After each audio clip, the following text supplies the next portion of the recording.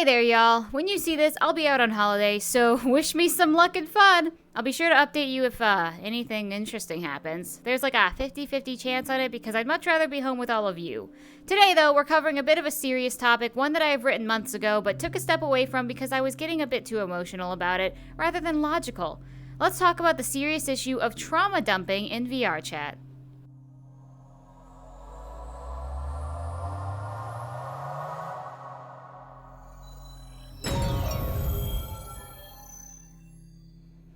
I'm going to start with a disclaimer. There are many different types of people in our world, and none of them think the exact same way. If you come to the comment criticizing about how easy it is to block someone or mock players who get nervous with confrontation, you will be shamed and then removed. My channel is a safe space for mostly everyone, and I will not stand for trolls in the community. I'm also not an expert like in previous videos of my topics. I am just someone who wants to talk about them, and my word is not law. If you've played this game for more than 10 minutes, you'll know that VRChat does host its own species of toxic players. I want to quickly give another disclaimer. VRChat can't be fully held responsible for the topics of this video, as well as I'm not saying the game is bad. On the contrary, I think our little social VR hangout spot is fantastic and gives us many opportunities to find out who we want to be and mix people who we have never met before. There's a place for pretty much anyone here, which is something not many games can claim. But because it is so open, that means there's a bit less filter that allows the less than favorable folks in. I say this because every time I bring up a negative side of the game, there's always someone who feels the need to comment that they were just gonna try the game, but now are too scared to. Just like every other thing in life, there is a good and a bad side to VRChat, but if you're going to let a single video be the point where you decide to play or not, that is on you for not giving it a personal chance. I have a ton of videos pointing out the good in the game, but always it's the more down-to-earth negative ones that get more views, which is why I post these sparingly. I'm not going to build my channel only talking about what I dislike about VRChat, and I hope you'll give the same energy that you give to this one to positive ones. Which brings me to the inspiration of this topic, an experience I had a while back ago. I was at an after party for an event which I stop by every once in a while to say hi to my friends when I end up talking to someone I've never met before. They seem nice and they introduce their other friend to me and we host a small conversation for maybe 20 minutes. The other man, who I'll be referring to as Alpha from now on, was obviously intoxicated and couldn't even sit up straight. He didn't add much to the conversation, only talking over one of us to say a word or two, then cutting himself off. It was odd, but I just called it being a byproduct of being too drunk. My friend who I joined off of appeared, and the conversation just naturally shifted over to him, so I moved closer to listen. Suddenly I had these two big arms around me, which I realized was Alpha's, so I just moved away and continued talking to my friend. I'm gonna pause the story here though as to why I didn't go off on the man right then and there, and the answer is pretty simple. Hookup culture, no matter if you like it or not, is prominent in certain communities in VRChat. Someone trying to be a forward flirt with another is semi-normal, although this specific after party would not really have been okay, nor in the manner that he did it, since it wasn't an adult-themed event, just a drinking one. Even though I personally don't like hookup culture, and I don't like when people try to hit on me when they don't know me, usually if you show obvious disinterest, these people will go find someone else. This guy, though, did not take the hint, and proceeded to ask me to talk one-on-one. Alpha just suddenly broke down sobbing, and talking about very private mental health issues, and demanding me to fix him. I'm not going to divulge any private information, even if I don't name drop, because it's just, it's private. However, this man then does it a second time later that night, maybe 10 minutes after, before finally someone noticed me and got in between long enough for me and my friend to go somewhere else. My story isn't even the worst of them out there, and at the end of the day, I'd say the interaction ended as best as it could. I felt sick, and the man was in obvious distress and unhinged, but I already have enough distressed friends to worry about that I don't want to have the responsibility of someone I barely know thrown onto me. And that's what brings up this video and two very common types of people in the community that are both toxic, but in different ways. The victims, who believe the only way to make friends is to talk about their problems and force responsibilities on someone else. And the saviors, who feel like their only use is to be someone you can depend on and trust. The savior type is usually toxic, but not outwardly to others, but inwards to yourself. Picture yourself as a lake, and all the parts that make you who you are the contents. Your water is only as clean as you keep it, so if you forget to take care of your lake, it will start to dirty.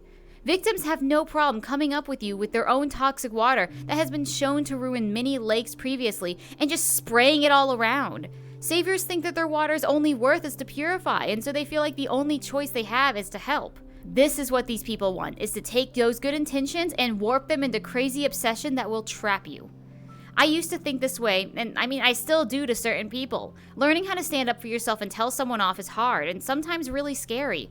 It's also hard to tell when someone has good intentions or not, especially in a game such as this. How many people who have been nice to me have actually wanted to be my friend or are just doing it because they've won something? It's hard to tell, and there are some really sneaky people on this game who can make you feel like they're an angel at first, but their true colors show later on. I think it'd be pretty pointless to tell story after story because honestly, we've all been there. I'm sure you've clicked on this video with someone in mind who was toxic that you knew, and it's sad. I don't just feel bad for the empaths, but also for those who feel like the only way they can make friends is by talking about their negative qualities. Not every player who acts like a victim is fighting demons, and they're the biggest scum. But for the ones like the man I met that night who are just stuck in their own head and unable to get out, I do kind of feel for you. You are the main character of your own story, and shouldn't feel like the only way you can get somewhere in life is to be a villain instead of a hero. I used to know someone who would always deflect any anger at them with, "I know I'm the bad guy, I'm so evil, wah." And I'm here to tell you that this is the coward's way out of accountability. Because it's easier to say you're a bad person as a blanket statement instead of taking responsibility and looking deep inside yourself to really fix the mess. I saw an episode of Simpsons recently, and I don't usually watch Simpsons, where Bart somehow hurt Lisa. And Lisa just asked him over and over, look inside yourself, find that small part in your soul that actually feels bad for hurting me, and apologize when you get that. And Bart was like, oh, that's stupid, I'm not going to be able to find that. But when he actually sat there and thought about it for a minute, he realized that he could say he's an asshole, and that's something that he said all the time. But at that exact moment, he realized what that meant. And that is the same thing with people who say that they're evil as a blanket statement. And naturally, I'm not free of criticisms either. I have my own toxic traits that I've been trying to work on. I know the way I feel about things isn't the only way, but I get super frustrated when people just don't listen. Like if I get into a fight with a friend and when we apologize, I say it's over and move on, but they don't. It makes me so angry. I have to consistently remind myself that people can't control their emotions, but they can control their actions. It's hard. I was an empath, but as time goes on, I've grown more distant emotionally and less lenient on what I'll tolerate. And I still don't know if these are boundaries or just me refusing to listen to the same drama over and over. Let me tell you a rule that I go by. If someone comes to me and in the conversation emphasizes hard that they're nice, caring, understanding, or any kind of positive adjective, I instantly believe the opposite. Nice guys don't say they're nice, they show it. This isn't a male exclusive thing either, though from personal experience, I see it much more with men since, I'm their ideal target. Women do this just as much and can be just as predatory. To them, you're just a no-faced avatar that they can add on to their own story. These kinds of players are always looking for more prey to jump on and will get aggressive the second you stand up for yourself. Give it time, and they could become obsessed with you, refusing to let go because you put up with their toxic traits more than anyone else. They will belittle you, yell at you, isolate you from those you care about because they can. To them, it's a privilege to hang out and get to know them. To us, it's a curse that takes too much time and effort to get rid of. They will purposely drain you so that you don't have the energy to want to fight with their problematic behavior because it's just easier to stay quiet. I wasn't originally going to talk about another story, but it is relevant. There was one guy that was addicted to my friend. Anywhere she went, he'd join. Anything she did, he'd want to do too. And the thing was, he hated all of her friends, including me. But I would not have known if she didn't tell me, because he'd act friendly and excited to see me if we ran into each other. She told us the ideas he would fill her head with, and how we only cared about her status, and he's the only one who really cares about her. Some of the rumors I can't even repeat because YouTube would kill me. I am still fuming about it, and I have no idea if he watches my channel, but I do hope you do, boy, because I have months of pent-up rage. He feels entitled to her attention just because he supports her Patreon, and he's a nice guy who cares about her, not her success. Yeah, you and about 10 other dudes, you need to get in line. These people will do anything to tear you down to their level, and if they can't turn your friends against you, then they'll try to take them down with you. VRChat has these kinds of people, all wanting attention and using any means necessary to get it. The most common is by using pity. They talk about how sad their little life is and how nobody gave them a chance. Maybe sprinkle in how special you are for taking the time to talk to them. Make their day. You feel good about yourself, bringing joy to a stranger, but they start showing up more often, still sad, wanting to talk about whatever plagues them. 9 out of 10 times it's that they're lonely and they want a relationship. Push your boundaries until they get a touch too far and violently recoil as if they're a wounded animal. Apologize like crazy, probably send a long Discord message about how they messed up, but you're the best thing that ever happened to them and they didn't mean to upset you. Make you feel guilty for having those boundaries so that next time they can push it a little further and further and further. Soon you're not respected at all. They act this way because it makes them pathetic, and that's the goal. You feel bad because now you've upset someone who had nothing. Quotations. They project their own insecurities and fears onto you so often that sometimes you may start to wonder if they are your fears.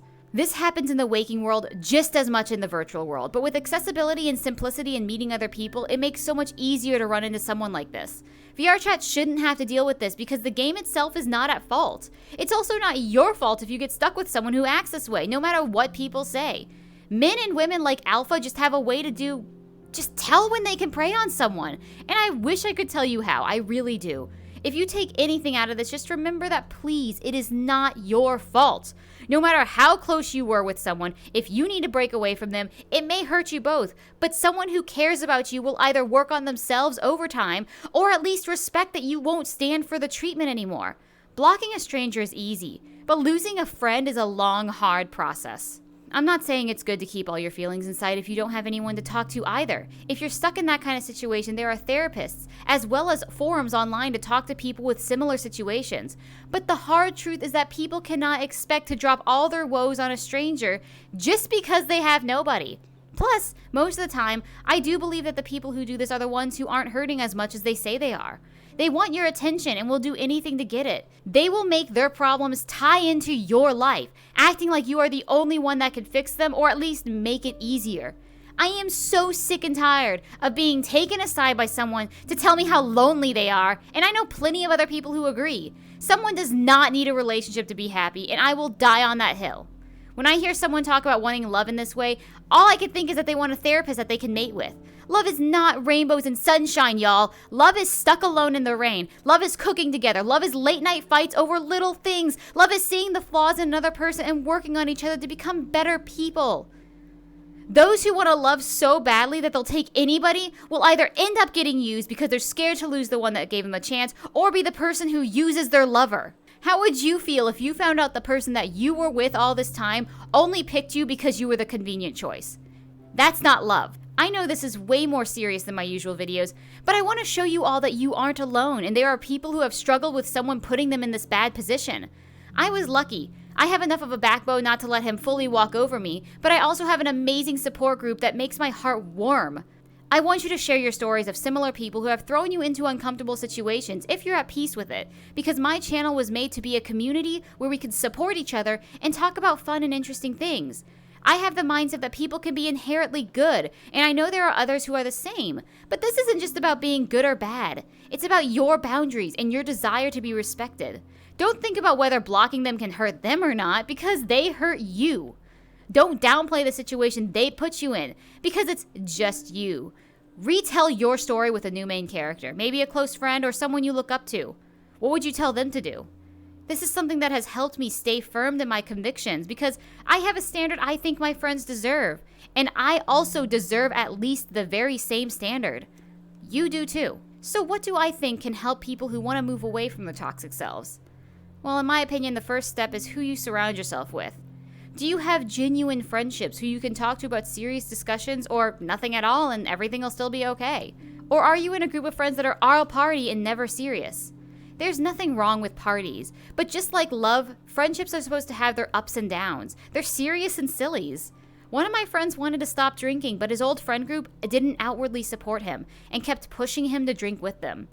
That isn't a true friend, and even though he could have very well partied without the need of alcohol, they felt the need to push his boundaries just because he was more fun when drunk. That isn't just their fault, but the point I'm making is that when you surround yourself with alcoholics, you're going to have a much harder time trying to move on from alcohol. If you surround yourself with people who only prioritize ERP over relationship, but you want love, it's going to be much harder. And there is nothing wrong with delving into these indulgences. Let me make that very clear. But if people you surround yourself with are going down a different stream, you're going to be tired of swimming upstream eventually. And I'm not saying making new friends is easy, because it isn't. It takes time and a lot of courage to meet someone new. If you're looking to make new friends, go check out my video where I cover things to do in VRChat and my personal methods on how I like to make new friends. Making a new group of friends is a great way to move away from the kind of person you don't want to be anymore. And for those who have friendships that are lasting but need to get out of the scene, you don't have to lose the friends you had. Your friends can help hold you accountable if you're trying to work on yourself with something more internal, like anger issues or extreme bluntness. It takes work, but so do the best things in life. I once again apologize for such a serious video, and I hope that it covers the amount of frustrations I have towards players who choose to trauma dump on strangers. Hopefully with this video, you can be able to recognize the patterns of those who are trying to take advantage of your kindness, but also be able to tell the difference between a bad day and a negative outlook. Sometimes a friend you just met could just be having a bad day, but at the end of it all, it isn't your responsibility to help them through whatever they're going through. Trust your gut, and if you don't feel safe, step away, reach out for a friend's help, or block them. Respect your own sanity just as much as you expect your friends. I hope you all are having a great week, and make sure to drink your water, eat your broccoli, have a fantastic day. I'll be gone for another week, so next week's video is already pre-made, so see y'all in that video.